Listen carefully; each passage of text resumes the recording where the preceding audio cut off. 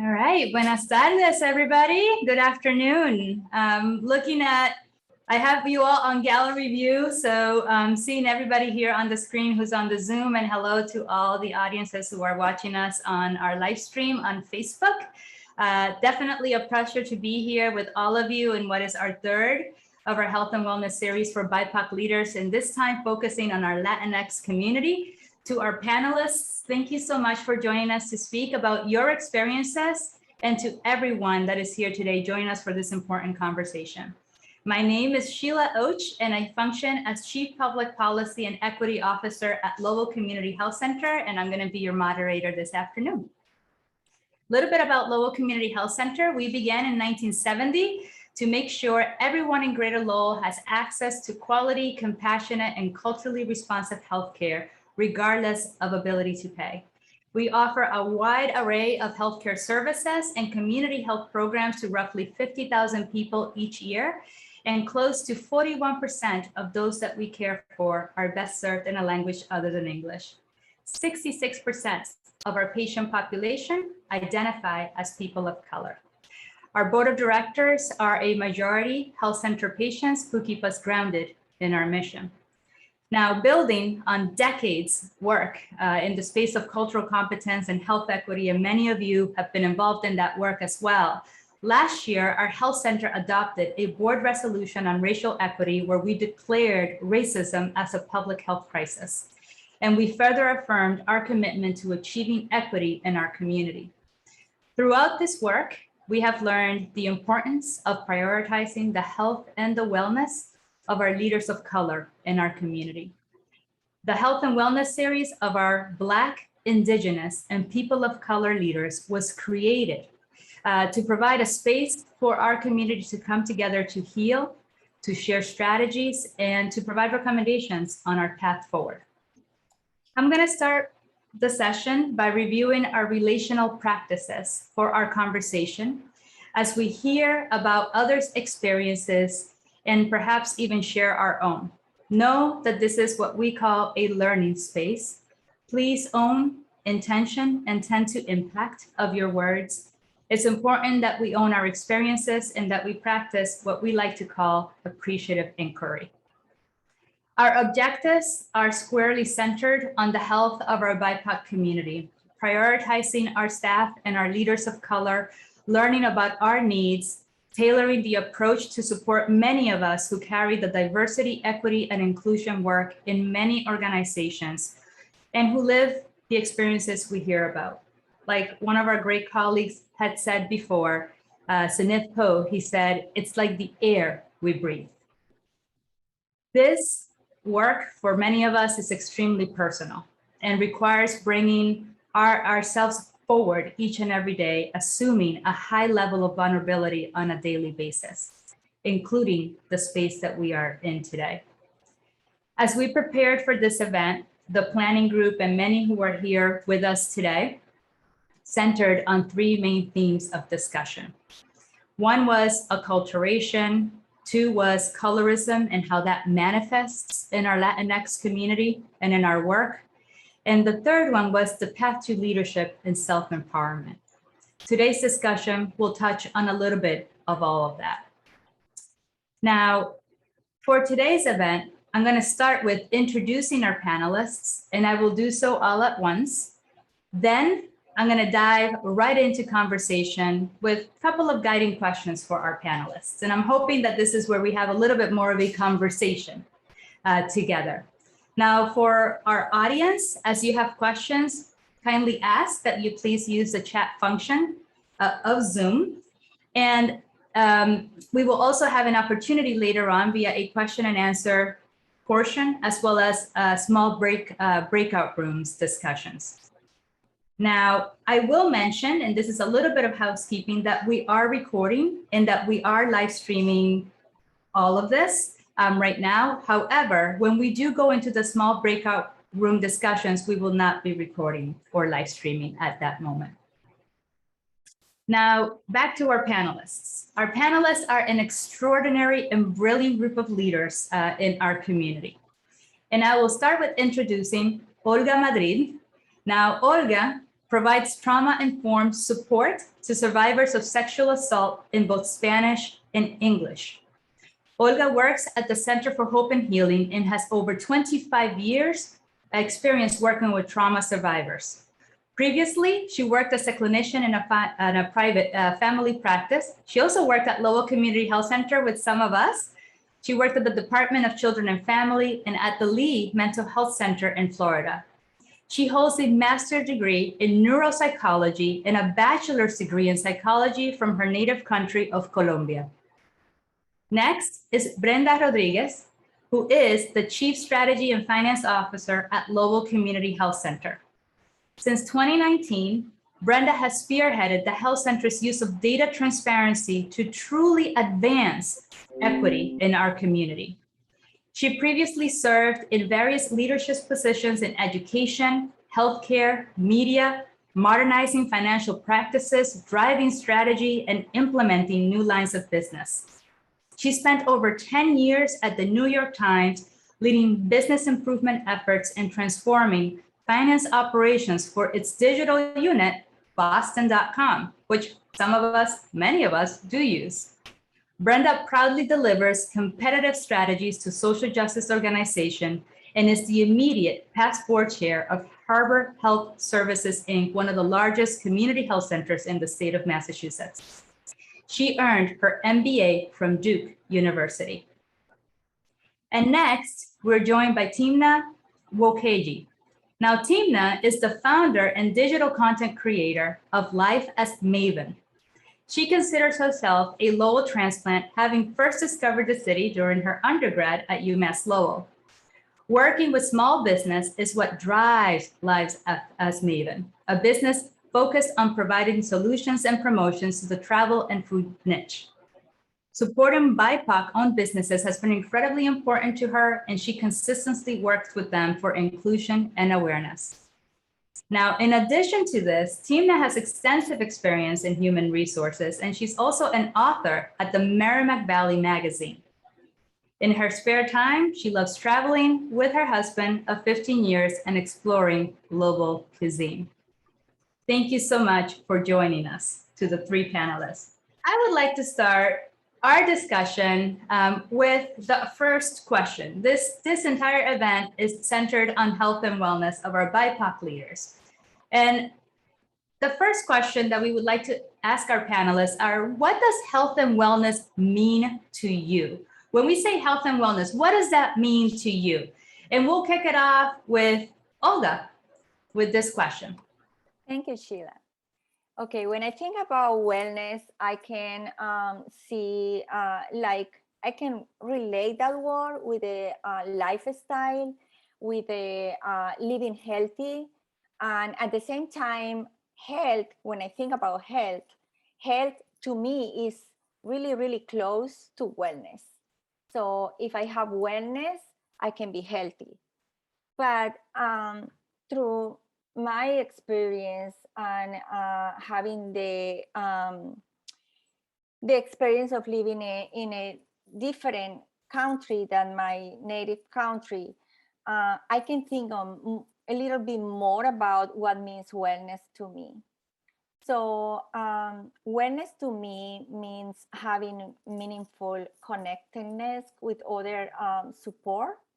I'm talking about family, I'm talking about resources that I need, also having stability, but I'm not talking just about physical stability, I'm talking about financial stability, I'm talking about social stability. That's health for me. That's wellness for me. Safety. So being able to identify that my space, my environment, the agency that I work with, my neighborhood, you know, all of them, I'm safe in those spaces. And also mastery, because I was born twice. I always said that I was born twice. I was born in Colombia, and when I was 30, I came here, and I have to change a lot of things, and I have to adapt a lot of things that I didn't know.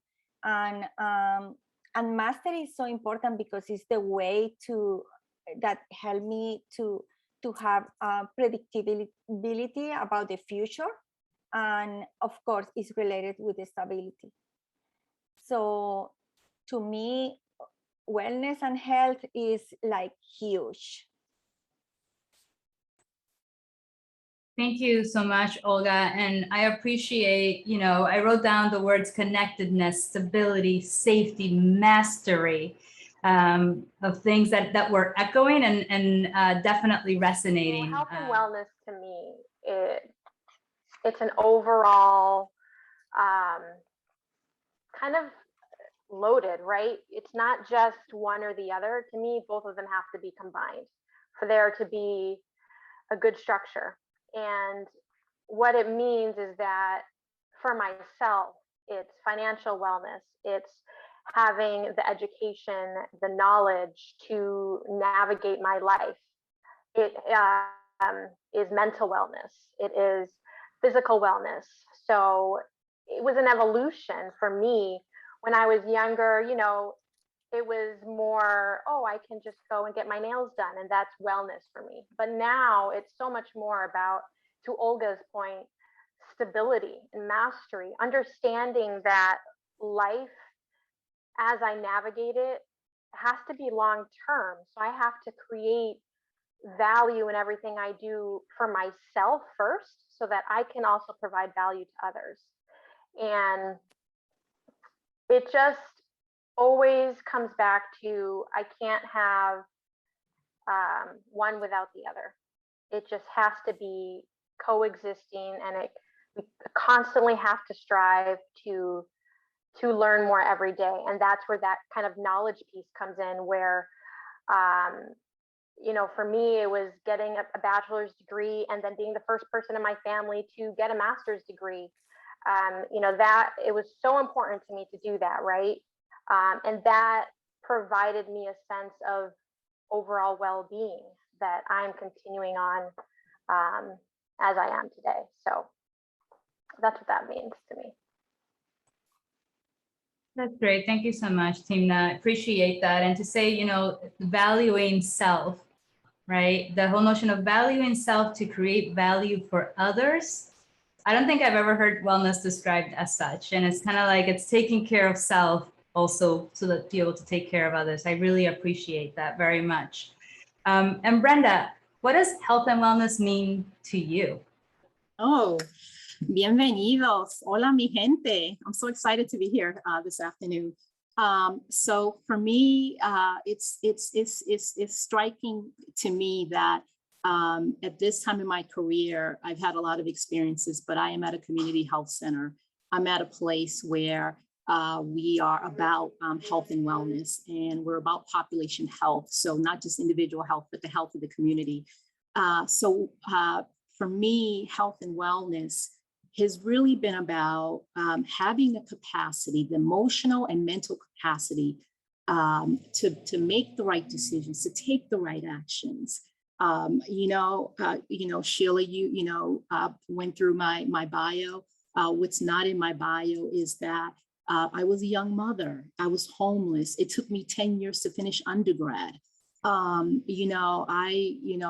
I think about our patients and the barriers that they have, and the struggles that they go through, those are the same struggles, that I experienced for most of my adult years in my younger life.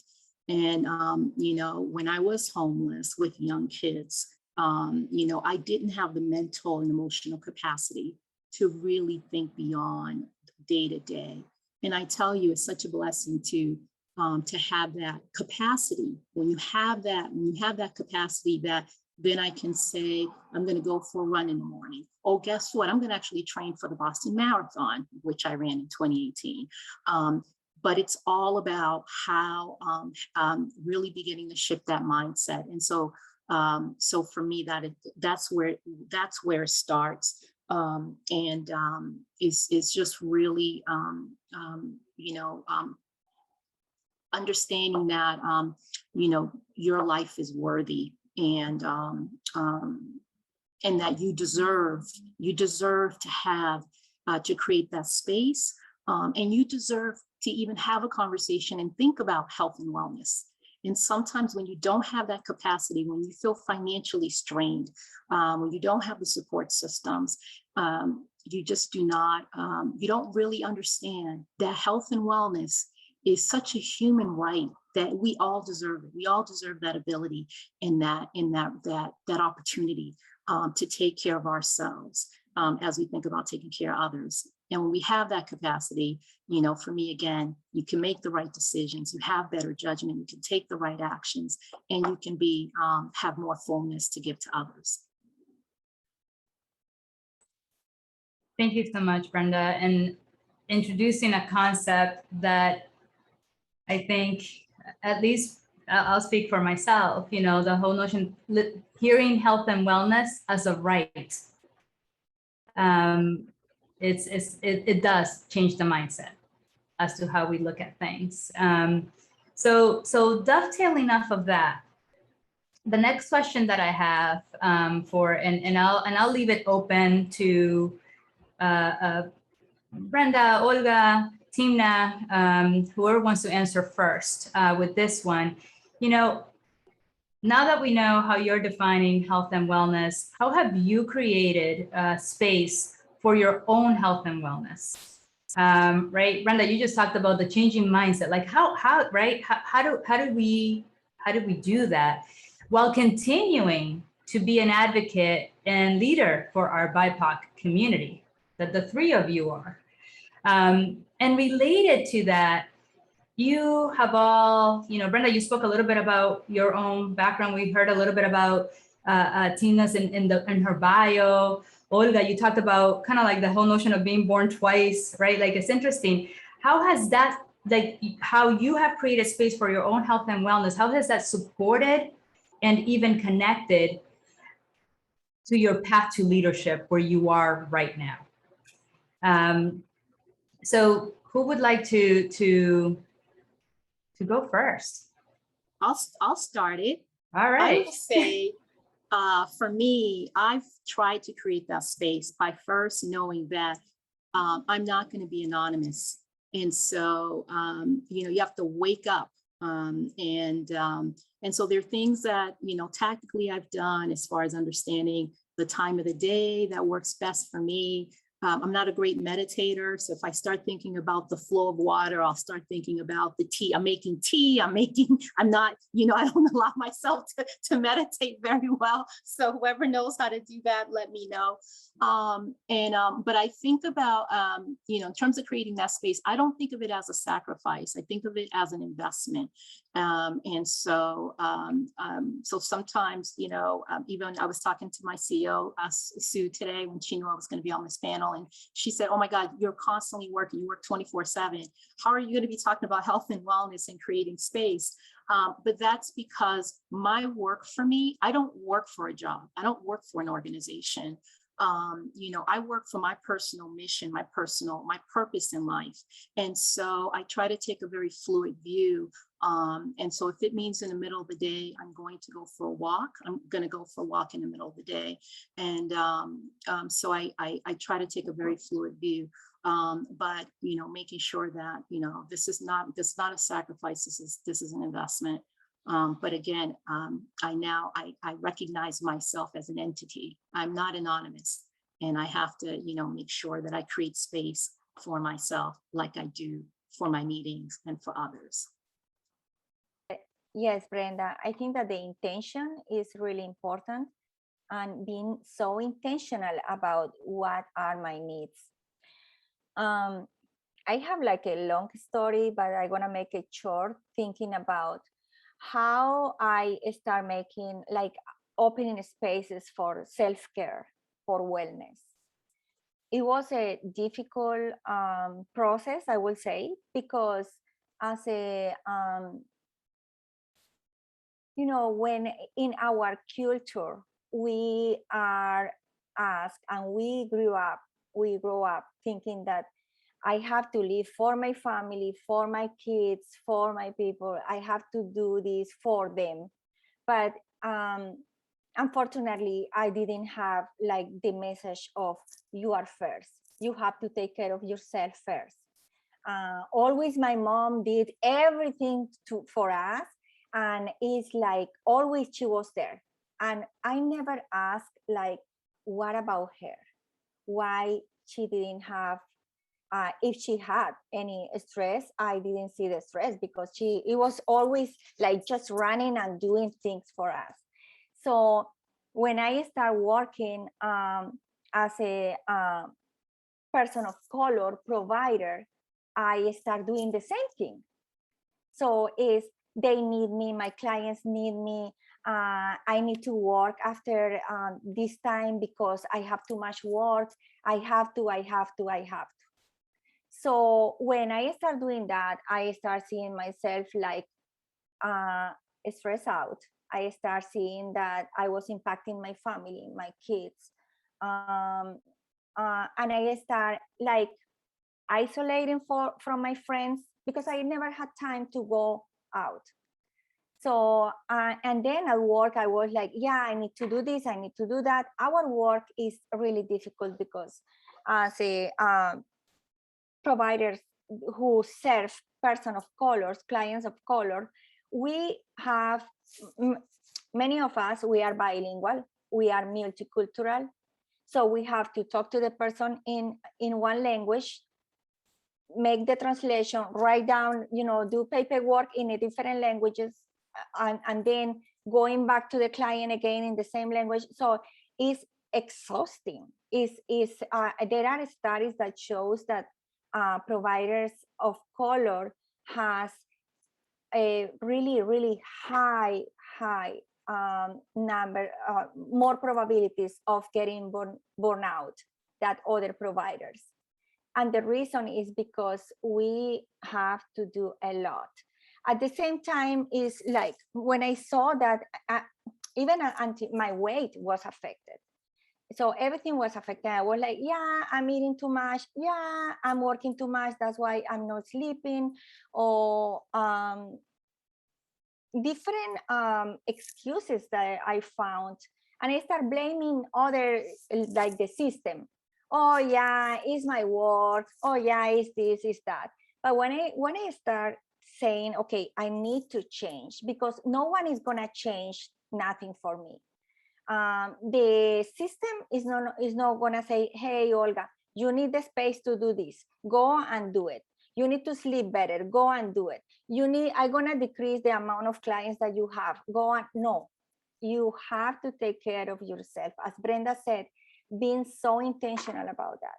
When I start thinking about that, I say, okay, I'm gonna start like making a profile of what's the kind of life that I need.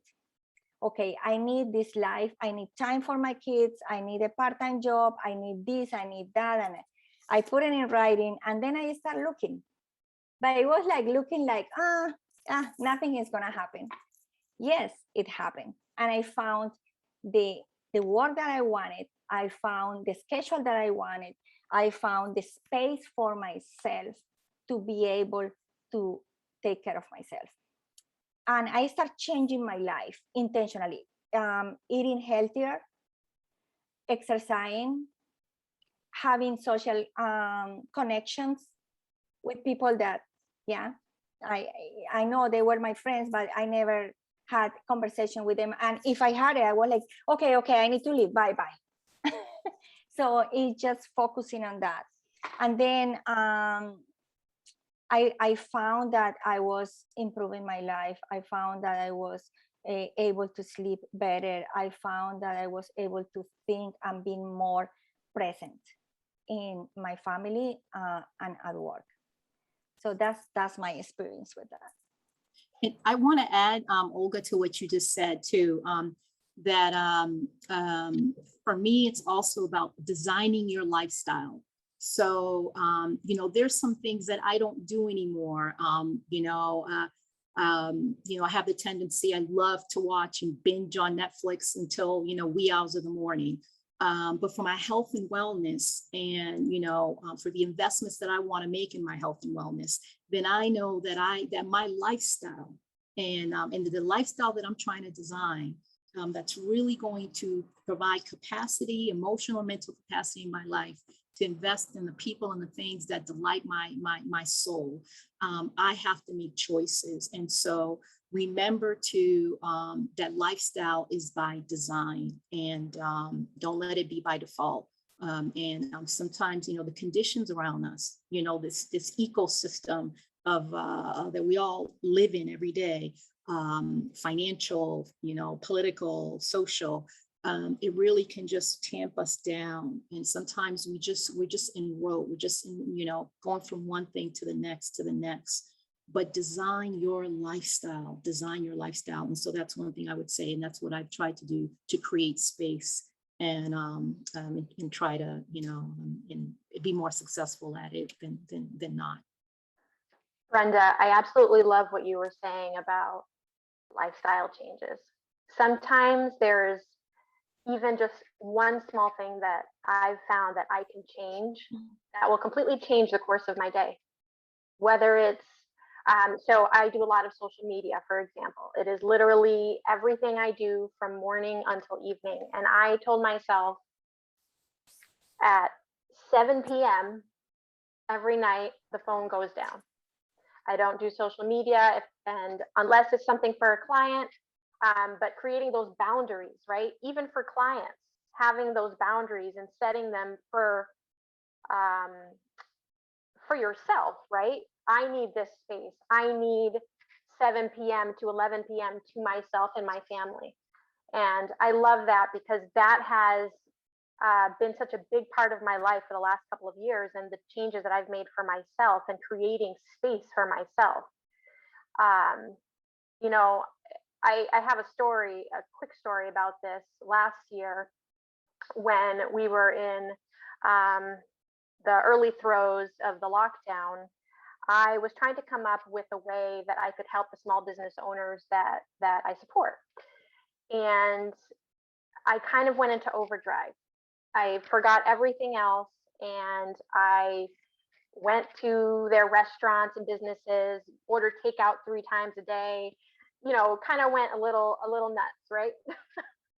And then I realized after 2 or 3 weeks, of course, that I was completely burnt out. And I said, how can I support them without burning out? So I created a different system. I did Instagram live sessions where I interviewed small business owners so that others that tuned in could understand what they were going through. And not only was that better for me, because I could focus on listening to what they actually needed versus my internal mental voice that was saying, you just have to go and order food from them to support. So it was such a great learning experience, and business owners then in turn absolutely loved it. They loved the fact that they could talk to the consumers of what they had to offer, and without having stress. So it created space for myself, but it also created space for these business owners that come from all different backgrounds. And then another thing that stands out to me too is, Olga, to your point of learning how to put yourself first. When you're in a culture that, my mom did everything similar to yours, everything. And, to this day, she still does. Sometimes I'm on the phone with her and I'm like, Mom, but what about you? Take some time for you. Go for a walk, do something. So that resonates with me so much, because it has been, an unlearning of that, right? An unlearning of that cultural kind of, what's the word I'm looking for? Mindset that we're in, to just always do everything for everybody else, and then you come last. And what does that mean? That at midnight, that's when you have your time to yourself, once you've done everything for everybody else? Well, no, you have to just, set that boundary, even with your loved ones. So I think it's important. to number one, set boundaries. Number two, understand,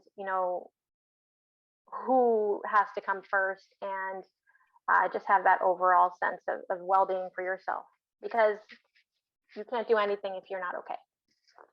That's true. And Thank I will you. add the third point to you. And the third point, that will be, know that you have to deal with shame and guilt. And it's okay. It is okay.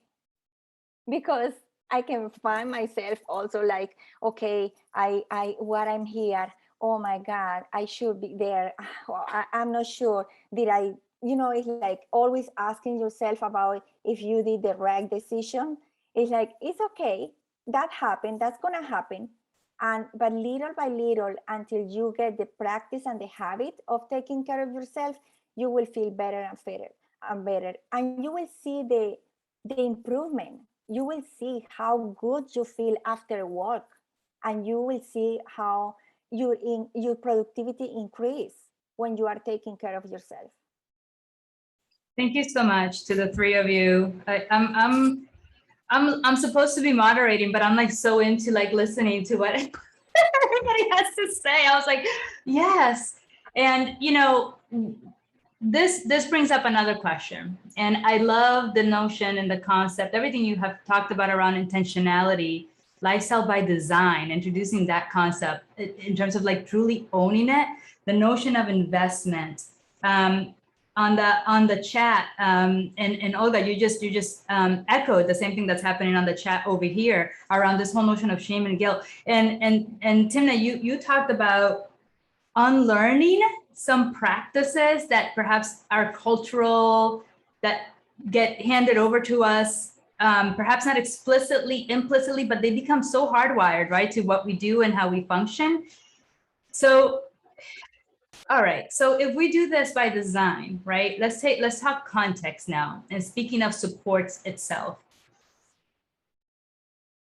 we work sometimes in organizations and in places, right, that has its own culture, their own designs, and their own definitions of health and wellness.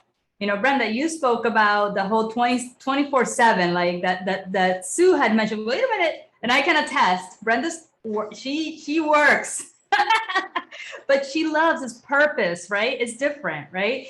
And the question then is for the panel, and it's a two-pronged question, because I like how you're not only sharing your experience, but you're also recommending what has worked for the audience. What has your organizations or areas where you've worked done to prioritize mental wellness, health and wellness for your BIPOC colleagues? And related to that, what recommendations do you have for organizations as they do this work in supporting the health and wellness of BIPOC employees? I don't know who would like to. There we go, Tina. Yeah. So I've worked at a variety of different places, and it's been interesting to see the evolution of how things were 10 years ago and how things are today. And something I've noticed more recently is organizations creating spaces for BIPOC employees to be heard, whether it's roundtables of discussion, surveys, or conversations with leadership, understanding what the needs are, what the priorities are, questions, concerns, things that have happened, and just listening, having an open door policy of and believing, right? Believing that these things are happening, and believing that voices need to be heard, particularly BIPOC voices that have been unheard for so long. So I've seen that go from non-existent to more and more organizations adopting a more rounded approach, a more open approach to that. And that comes with change. That comes with, unfortunately, bad things that happen around us and causes those things to change, right? But at the same time, having leaders who want to listen and want to change and want to be open to that as well. So I think it's two pronged in that, you know, there has to be leadership that respects that, but there also has to be a community around it that respects it.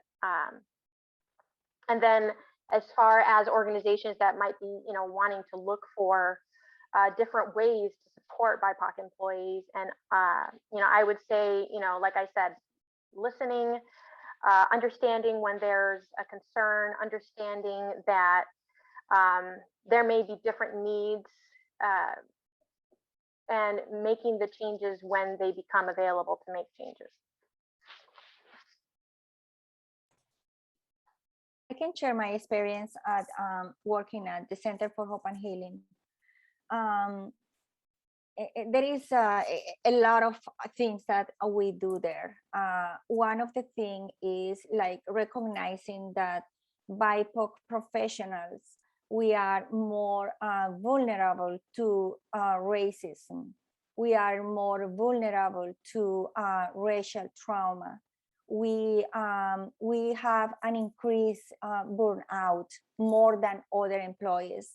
We have a greater exposure to vicarious trauma because we work with trauma.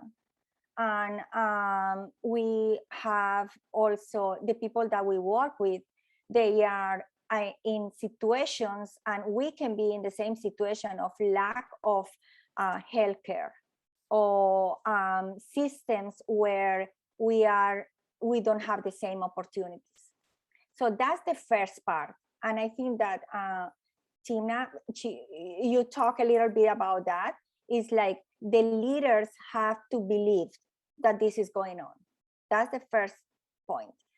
Second, we start in the Center for Hope and Healing, we start having a committee, it's called WOW, the WOW committee. So it's working on wellness.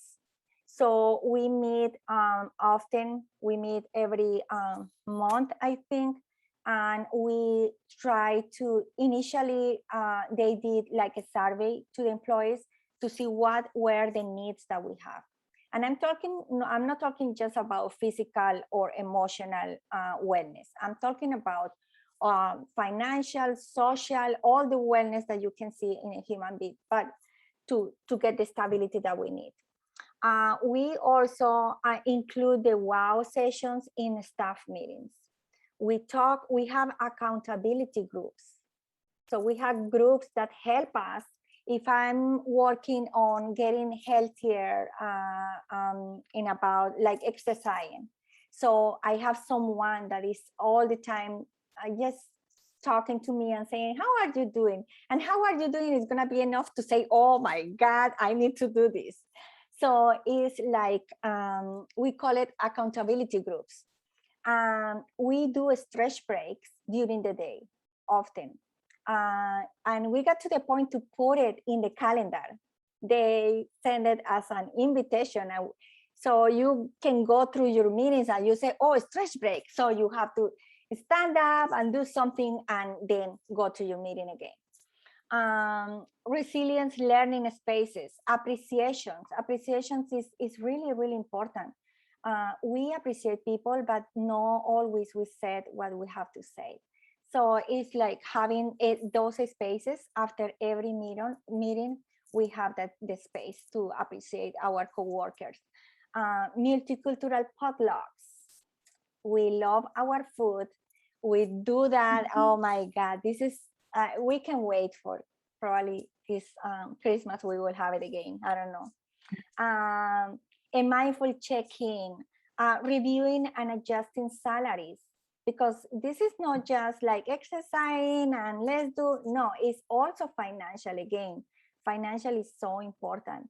So we do evaluations and we connect the evaluation to personal goals.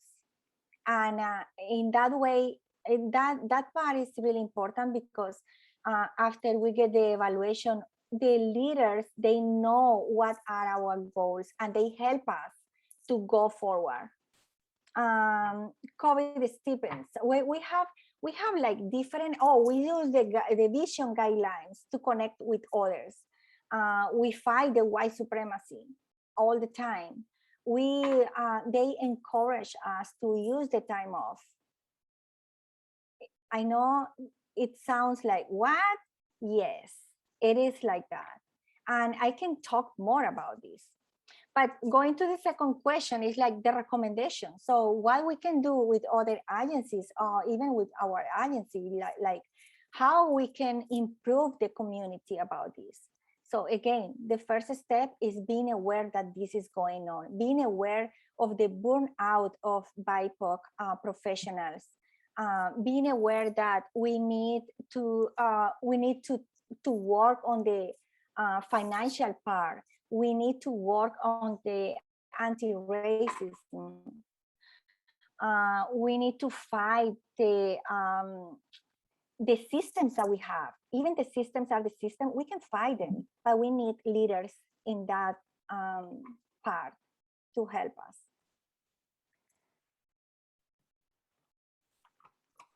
I don't even know if I can add more to what Timna and Olga said. Oh my God, Olga, just write the list and just forward it on, okay? I have more to say. Forward it on. Amazing, amazing. So I would say that, the premise of the question around, what can leaders organizations do to support the mental wellness of BIPOC colleagues and leaders? The premise there, it assumes that there even is a recognition that BIPOC colleagues, right, have some unique needs, or are being more adversely impacted by a lot of the things that we're all seeing and experiencing. So that's and so I think that recognition is not always there. I feel very, very fortunate to work at an organization that our CEO, our senior leadership team does recognize that racism is a public health crisis. And I can boldly and freely say Black Lives Matter, and I will say that walking in the door, walking out the door, and I will be very unapologetic about that. And so I think that, first and foremost is recognizing people's humanity. So, as a woman of color, as a Latina, I just recognize that I bring as much value to the table and to the conversation as anyone else. And so I think that the more as leaders we can do that is important. One of the things that I try to do, because I am a senior leader, I am in a leadership position, and I hope that my colleagues can attest to this, but is nothing more important than helping people, getting out of their way to help them use their voice. And so because one of the biggest differences I've seen, my career's mostly been in for-profits. So for-profits, they know they're getting slapped on the hand all the time. So they have all kinds of affinity groups, they have all that kind of stuff. They may not make very bold public statements, but they have all the programs in place. They have the employee assistance program, all of that stuff.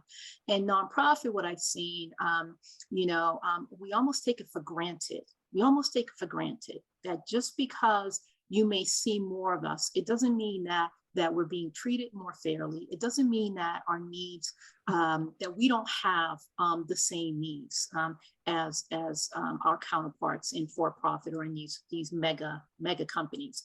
And so for me as a leader, I recognize that it is my responsibility, is my duty, not just to open up my mouth, but to make sure that my colleagues, especially my BIPOC colleagues, and I will say that, especially my BIPOC colleagues, understand that they have a voice, they should use their voice. And we need to do that, because that's really how we begin to create, we begin to address systemic barriers and institutional barriers.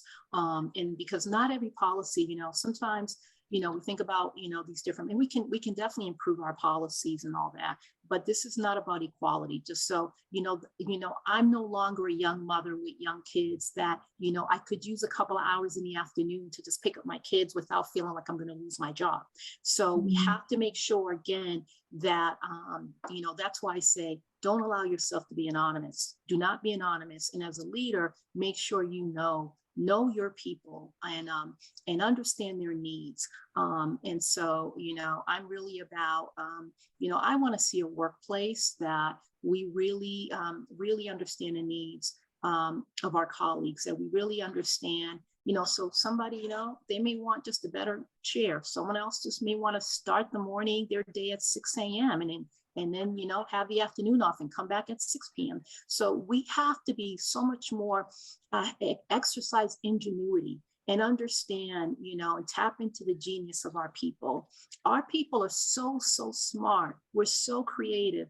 And, we're talking about our moms. And my mom is the same way. My God, she'll come in and she'll take my trash. And I'm like, Mommy, por favor, don't do that, please. And she just, but that's a superpower. Being able to give, that's a regenerative power. So we actually don't want to lose that. We want to keep that. That's our superpower as the people we are, as BIPOC people. We are givers. We are sacrificial. We want to keep that, but we want to add to that. We want to add our voice. We want to make sure that that value that we bring, how sacrificial we are and how giving we are, that's monetized. And so that's one of the things, in my career, I'm a finance professional. So I'm always looking to monetize. I'm always looking to quantify. I'm always looking to see what the investment is, what the return on investment is.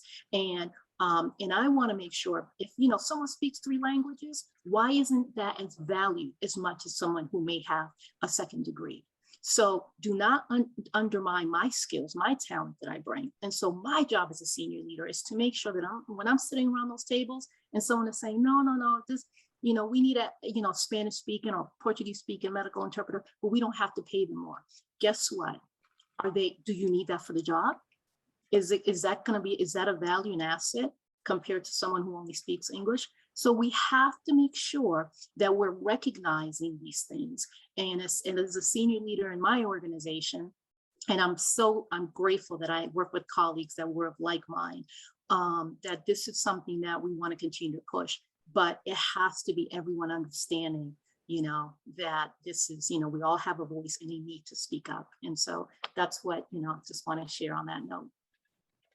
Thank you so much to the 3 of you. Again, another moment, I'm getting side chatted a little bit saying, okay, question and answer. And I'm like, but this is so good. I'm like, no, we'll table the question and answer so that they can keep speaking, because these are incredible perspectives that we need to hear and we need to share. And I'm so glad that there's so many of us here in this space together, and that in watching, hopefully on Facebook and as we're being live streamed right now, reminders for all of us. It's the common thread that I'm hearing here, even as we're talking about organizations, about self, about recommendations. It's this whole notion of being our authentic selves.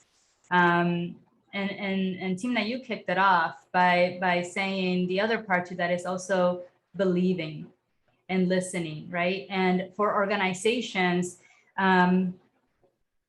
it's being able to see, right? We need to allow ourselves to be seen, and organizations to be able to see, to be able to receive as well. So thank you. Yeah, we do have superpowers. I'm looking at the chat. Stacy, who's here with us, is adjusting her crown and cape. I'm loving it. So with that, want to open it up. The chat is going. It seems like this is really resonating with a lot of people in the Zoom space with us right now. And would like to know if there are questions or comments. We have a couple of minutes, and then we'll head into small breakout rooms with some specific questions that we do have. But wanted to maybe open the mic a little bit to see if anybody has a specific question, as we're here in a large group. Maybe we have time for a question. First of all, thank you ladies so much. This has been absolutely fantastic. I would say, I kind of operate from a lift as we climb mentality. How have you ladies been able to do that for the other Latina, other women of color that are looking to you for guidance, especially in the spaces of their career? Because I think that's a challenge. It's an excellent question. And I would say let's have one of our panelists answer that in the interest of time. And I see that Tina has unmuted. Stacey, I love that question so much. So I would say for myself, my personal experience and how I've lifted and elevated other fellow Latinas and Latina and Black women that I have the pleasure of calling colleagues and friends is really looking at the opportunities. You know, I work in human resources and making sure that when I see something that could be beneficial to someone I know, specifically a Latina or another person of color, I reach out to them. I say, hey, I saw this. I think that you would be a great fit for it.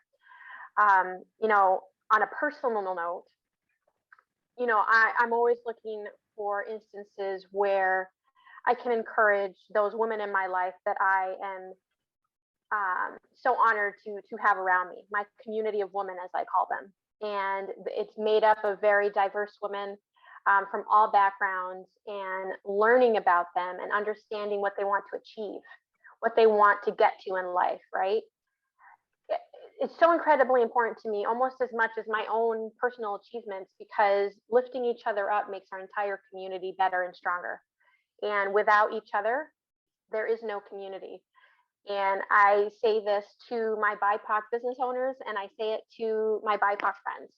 We have to lift each other up, because that is the only way we're going to get as far as we want to get to. So that's what I do. I hope I answered your question, but.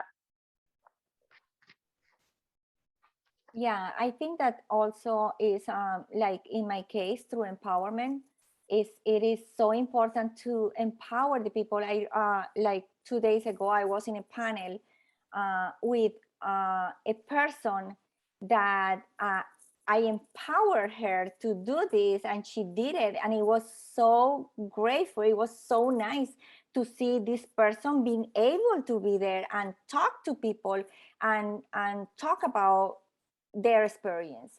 So it's like talking also with leaders about how to promote BIPOC employees, and what's the importance of, if we are serving our community, Hispanic community, we have to hire Hispanic professionals to serve them. So there are 1,000, this panel and other, you know, everything that you can do to open the discussion and to talk with colleagues and with other agencies about what do you see, what's going on, what can we do? Because the problem is talking and talking and talking is easy. It's actions what we need. We need actions in every agency in the community. And I just want to add. I just want to add. Yes, go for it. So, yeah. Just a couple of things. So one, I have been on boards that really focus on women. So I've Strong Women, Strong Girls, a small nonprofit in Roxbury, Diamond Girls, that really focused on girls 11 to 16. I do have 4 powerhouse women that are part of my team in terms of direct reports, and then they have a whole bunch of people that report into them. I have it as part of my personal mission to make sure that I am, beyond ensuring the fiscal health of the organization and in my day job, my life work is about developing leaders, and especially developing women leaders and BIPOC leaders. And so that is what I do. And part of, to just get more specific, sometimes we got to share our secrets, especially when you're a leader, when you're in spaces that other people have not been in. So whether it's salary negotiation. So because, I see a lot of salaries, I've seen a lot of salaries over the years because of my role. I want to go to those places geographically or functionally, and then you barter and you understand what you're going to get out of it after you complete that assignment. So to me, share your secrets, share your resources, share your networks, and that's what I try to do. I encourage everyone to do that. Thank you so much. And with that, and holding on to that, the inspiration, I wish the viewers on Facebook, I don't think they can see the chat, but if you saw the chat, the inspiration that's in this room and people just clapping and snapping their fingers is pretty incredible here. So what we're going to do now to continue the discussion in a much more intimate setting, smaller group, we're going to go into breakout groups, small groups, so that it's easier to have a conversation. Sometimes it's larger in a larger group, such as this one.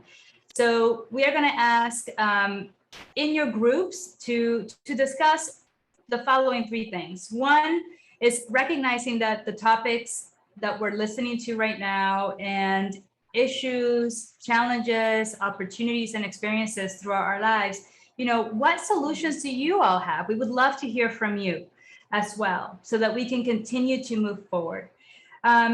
What are you doing to take care of yourself? So now really what we're doing is we're turning the table over not only to our panelists, but now our audience, all of you, and want to hear from you.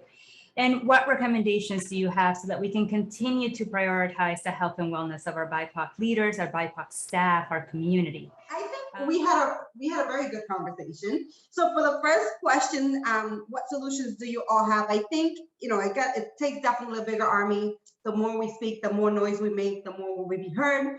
But supporting each other, collaboration, speaking with leaders, because they definitely have the power to open up that that space.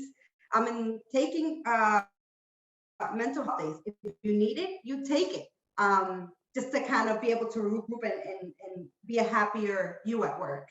And then as far as what are you doing to take care of yourself and any recommendations, we definitely had a lot of good stuff. So we talked about having a hobby, so something fun that relieves burden off of relieves the burden off of work, gardening, morning walks, skin scrub, body oils, relaxing music, makeup, buying and using it, making tutorials, praying, singing, online shopping, learning to say no, fire pit and wine. And then Mercy probably knows who said that one. Dancing, long showers, take time off to do nothing.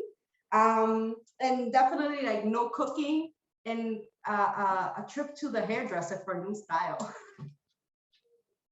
And something that we learned was dancing forró, Romilda, forró, Zumba and forró. Forró, forró. Oh, forró. How is the recipe is half hour before to go to sleep, right? Thank you so much. Thank you. And how about group one? Sure. Sophie, thank you. We, I for some reason I joined a little late, but I don't think we were able to go through the first question, but we did spend a good amount of time on question 2 and 3. And for mental wellness, you know, we talked a lot about how we ought to design our own life, you know, versus trying to go, you know, with what others have designed for us. Stability, you know, was important. Talking is easy, but we need action. We shared that, you know, it's good to help others feel better and be well, you know, and sometimes realizing that there is a community out there that can help us and assist us, you know, is key, because in a lot of instances, you know, it's hard for us BIPOC people to ask for help. Be authentic, you know, be your authentic self. Always is a word I'm going to insert, because it's, you know, it's hard, right, when you don't feel like you quite fit in. Meditating, self-care practices, saying no without a reason behind it or apologizing, you know, so saying no, I'm sorry. So try to get rid of the sorry. For a lot of us, especially women, you know, we have to unlearn what we don't have to do, that we don't have to do everything as women. Like, you know, men needs to do things too, like clean their room, do their laundry, etc. Another thing that we talked about was, there has to be this mind shift of, at different stages, it's important to realize who you're around. For example, younger, you're probably surrounding people with, who have different needs. Brenda was sharing that now she surrounds herself with magical people and magical experiences, which I thought was nice. So seeing certain things from different lens, for example, why do people have dogs or take care of dogs? There could be, different reasons now, and realizing why people make certain choices, is important for us. And then take the time, for yourself, and change your language to let people know how you'd like to be engaged. We talked about walks unplugged, so you're listening to the birds and the wind rustling, take nature photos to see the beauty around us, and do things you want to do versus not because you're being asked to do it. And then some recommendations for organizations to help them prioritize. We talked about, starting a task force, having meetings that's impactful, to kind of share needs. And the task force was more on DEI items, put things into action versus just talk. Reach out to people in the same breakout rooms to see if they want to go to lunch or, can connect later. Have an incredible leader who fights, for us, but we do need to see more action than just talking about it, was shared.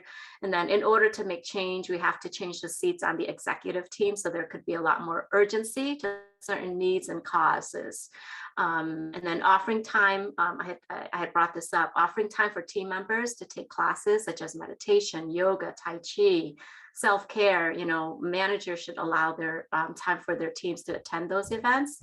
And we have to understand that everyone's so exhausted these days. So, we have to be mindful of that and how can we engage others. And then one idea that I just put on because it kind of aligned with the lifting, others part is, if you're attending something or if you know of something that could benefit somebody, bring them with you to the event, right? Sometimes it just takes, hey, you want to do this with me, to provide them that courage, because otherwise, you're just like throwing them to the wolves a little bit.